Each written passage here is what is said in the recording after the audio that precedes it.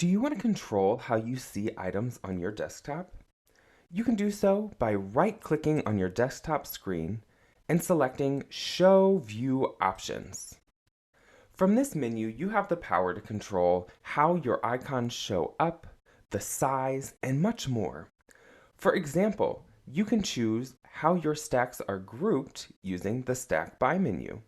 You can shut them off by selecting None, or group by whichever category you prefer. You can also sort items by kind, date last opened, date added, and many more using the Sort By drop-down menu.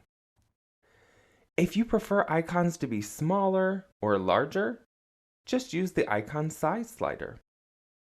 And if you want your items to be further apart or closer together, you can adjust grid spacing.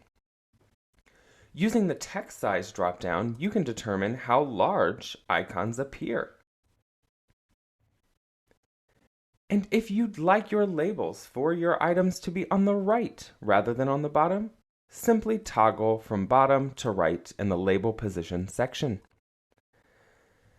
You can also show item info or hide item info, such as the number of items in a stack. And finally, you can determine whether you want to see the icon preview or the type preview using the Show Icon Preview box. And with those tools, your desktop can become truly yours. Happy organizing!